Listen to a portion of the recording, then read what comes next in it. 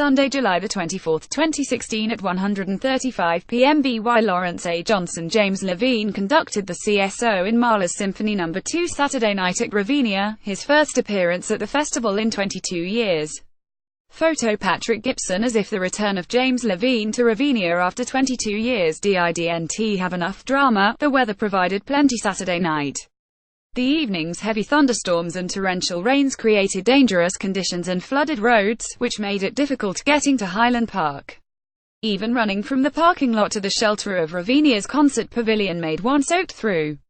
Thanks to the gentleman who shared his umbrella with me on that wet quick march.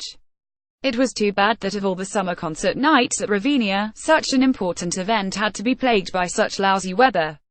Even so, the pavilion was largely for Levine's historic return to conduct the Chicago Symphony Orchestra in Mahler's Symphony No. 2, and a few hardy souls stuck it out on the lawn even with rain and thunder continuing throughout the performance. Saturday's concert was a presentation of Ravinia's Women's Board marking their 50th year as well as the 80th anniversary of the CSO at Ravinia. It was the same Mahler Resurrection Symphony that was the vehicle for the young James Levine's debut at Ravinia in 1971, conducting the CSO as a last-minute substitute. Such was the success of that appearance that Ravinia's then chef Edward Gordon immediately hired him as director, a tenure that lasted until 1993. Those of us who came of our age in the 1980s have fond memories of the Levine era and its indefatigable leader. It was a time when the CSO was the proud centerpiece of the North Shore Summer Festival and there was a game sense of adventure and a pursuit of artistic excellence in classical. That golden period seems a long way in the distance at a festival that seems largely focused these days on the corporate and commercial. Levine has been plagued by ill health in recent years, most notably spinal injuries and Parkinson's disease, which forced him to relinquish his position as director of the Metropolitan Opera earlier this year after 4 decades in which he raised the company to new heights. Even the most hardened cynic could not help but be touched by Levine's entrance on the Ravinia stage Saturday night. Following a film tribute with veteran CSO members and Ravinia board members recalling his festival heyday, Levine entered on the scooter he now uses to get around. Rolling up the elevated podium built for this occasion, the 73-year-old conductor was clearly moved by the prolonged standing ovation that greeted him. Then it was down to business. Perhaps it was the emotional occasion, but Saturday night's performance of Mahler's epic journey from darkness to triumphant life after death felt like even more of a secular church service than usual. For much of the early going, Levine's Parkinson's seemed under control and not apparent even on the large video screens. A fitful shakiness became more visibly pronounced in his gestures as the performance continued. Subsequently, there were moments when the lack of clarity from the raised podium had some impact, with smudged entrances and fleeting ensemble slips. But if not having the polished precision of Levine's prime CSO Mahler performances, the feeling, intelligence and complete commitment were manifest throughout.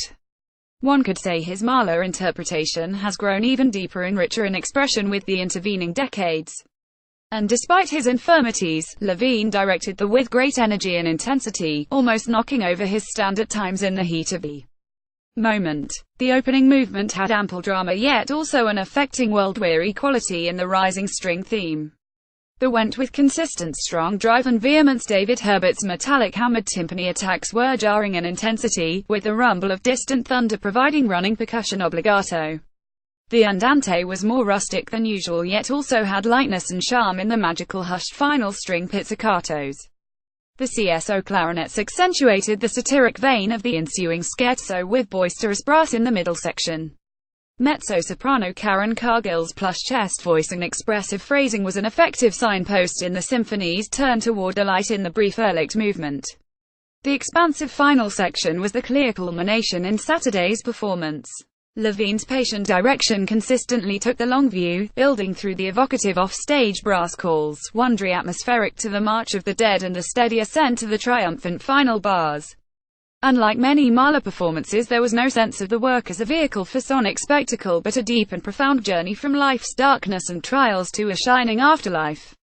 Soprano Ying Fang's bright soprano blended well with Cargill's dark mezzo. Under Dew and Wolf's direction, the CSO chorus was at their finest, barely audible in the initial hushed Halfasterhen and growing in strength and confidence to the resplendent final bars in a majestic coda that managed to avoid bombast. When the conductor finally wheeled around in his chair to acknowledge the loud cheers and applause, the ovation became tumultuous. Levine will return in November to lead the CSO downtown.